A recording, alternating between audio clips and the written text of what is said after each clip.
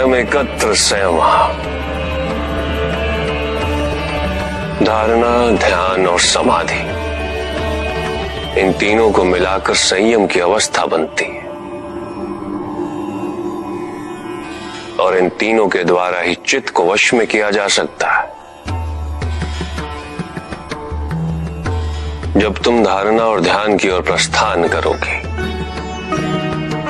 तो चित्त में विक्षेप का उदय होगा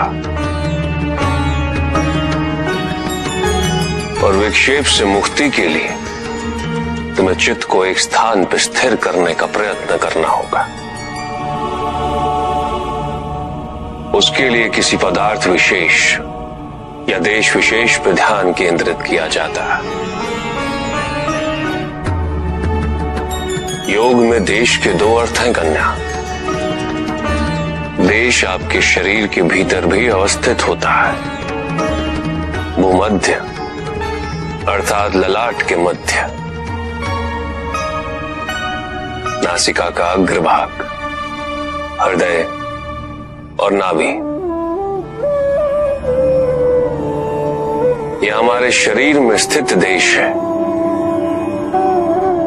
इसके अतिरिक्त गुरु, देवी देवता की मूर्ति, प्रज्वलित दीपशिखा, किसी योगी का शरीर, ओमकार जैसी ध्वनि के आलंबनों को भी योग में देश कहते हैं। चित्त को किसी पदार्थ या देश विशेष में केंद्रित करने की प्रक्रिया धारणा है। क्योंकि तुम जिस पे मन एकाग्र करो, मन उसके गुण और उसका आकार धारण कर लेता। चित्त यदि अशांत हो, अशुद्ध हो, तो इस प्रक्रिया से उसमें शांति और शुद्धता का भाव स्थापित हो जाता है। यही एक सर्वोत्तम मार्ग है कन्या, चित्त शुद्धि का। पदार्थ विशेष या देश विशेष का चिंतन करते हो चित्त तद्रुप हो जाए तो वो ध्यान है। पूर्ण ध्यान की अवस्था में तुम्हें केवल पदार्थ या देश विशेष का बोध रहेगा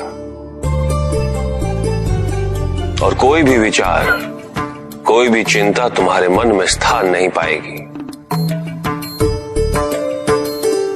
चित्त की अवस्था धारणा से आरंभ होकर ध्यान की अवस्था से आगे बढ़ते हुए समाधि में जाकर पूर्णता को प्राप्त होती है।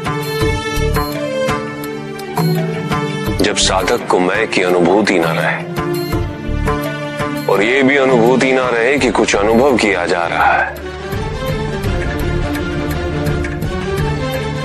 जब वो परम शून्य में विलीन हो जाए और इस विलीनता का उसे आभास भी ना हो, तो ये परम समाधि की अवस्था होती है।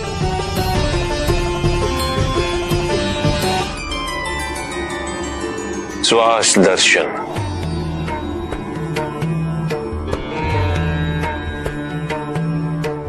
उचित मुद्रा में बैठो कन्या और नेत्र बंद करो और सबसे पहले अपने ध्यान को श्वास के साथ यात्रा करने दो। श्वास जब तुम्हारी नासिका में प्रवेश करे उसे भूलो मत कन्या, उसके साथ विचरण करो। ये कहां जा रही है, तुम्हें कहां स्पर्श कर रही है। जब श्वास का अस्तित्व तुम्हें हर क्षण ज्ञात रहे तो धीरे से नेत्र खोलो और सब कुछ भूलकर धारणा और ध्यान की ओर अग्रसर हो जाओ।